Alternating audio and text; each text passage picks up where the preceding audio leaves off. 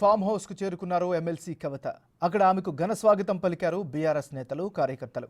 అక్కడ ఆమె తండ్రి కేసీఆర్ తో 10 రోజులు ఉంటున్నట్లుగా తెలుస్తోంది. ఈ 10 రోజులు ఆమె విశ్రాంతి తీసుకోనున్నారు. ఆ తర్వాత నేతలు, కార్యకర్తలు ప్రజలకు అందుబాటులో ఉంటారని తెలిపారు కవిత.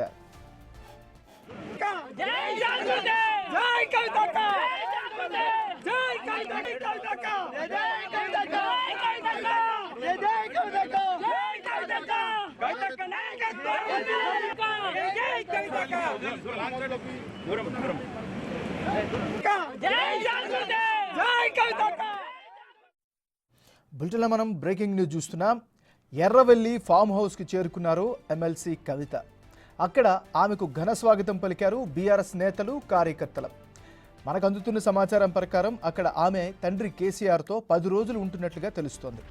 ఈ 10 రోజులు ఆమె పూర్తిగా విశ్రాంతి తీసుకుంటారు అని కూడా పార్టీ వర్గాలు చెబుతున్నాయి. ఆ తర్వాత మాత్రమే అటువైపు బీఆర్ఎస్ పార్టీ నేతలు కావచ్చు, కార్యకర్తలు కావచ్చు, ముఖ్యమైనటువంటి వ్యక్తులకు, అదేవిధంగా ప్రజలకు కూడా అందుబాటులో ఉంటారని తెలిపారు కవిత.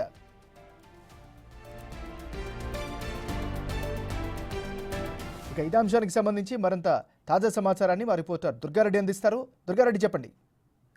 నాగరాజు, సిద్దిపేట జిల్లా ఎర్రవెల్లి మాజీ ముఖ్యమంత్రి కేసీఆర్ ఫామ్ హౌస్ మాత్రం ఈ ఎమ్మెల్సీ కవిత ఇప్పుడే చేరుకున్నారు.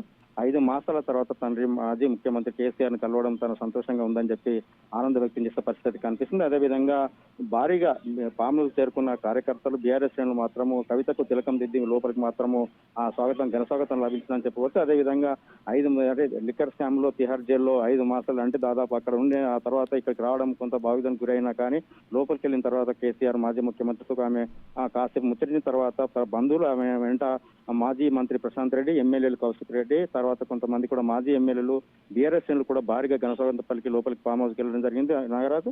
దాంతో పాటు కవిత మాత్రం తండ్రితో మాత్రము ఆ జైల్లో ఎదురైన సంఘటనలు కావచ్చు, లేకుంటే తనకు జరిగిన పరిస్థితుల వివరాలు మొత్తం పూర్తిగా ఆ కేసీఆర్ కు వివరించినట్లుగా మనకు కొంత సమాచారం అయితే రావడం జరిగింది. దీంతో పాటు కవిత 5 మాసాల నుంచి అక్కడికి వెళ్ళిన తర్వాత ఆమెకు బెయిల్ రావడానికి జరిగిన కారణాలే కావచ్చు, తర్వాత జరిగిన పరిణామాలను దృష్టిలో పెట్టుకుని కూడా ఆ కేసీఆర్ తో చర్చించే అవకాశాలు అయితే మనకు కనిపిస్తున్నాయని చెప్పబోతున్నారు. దీంతో పాటు కవితకు మాత్రం టీఆర్ఎస్ సంబంధించిన 10 రోజులు మాత్రం ఇక్కడే ఆ కేసీఆర్ ఫామ్ హౌస్ లోనే ఉంటుందని కొంత సంకేతాలు రావడం జరిగింది. దీంతో పాటు కుటుంబ సభ్యులు, బంధువులందరికీ కూడా కేసీఆర్ ఫామ్ హౌస్ కి రావాలని చెప్పి ఆదేశాలు ఇస్తే మాత్రం కొంతమంది ఆ కేసీఆర్ మన కవిత వెంట భర్త అనిల్, అదేవిధంగా కొడుకు ఆదిత్యతో పాటు మిగతా కొంతమంది కూడా వాళ్ళ బంధువులు కూడా ఇక్కడికి చేరుకోవడం జరిగింది. నాగరాజు, దుర్గారెడ్డి, క్వశ్చన్ చెప్పండి. పార్టీ కేడర్ యొక్క ఒపీనియన్ ఎలా ఉంది? వాళ్ళ వెర్షన్ ఏంటి మరి?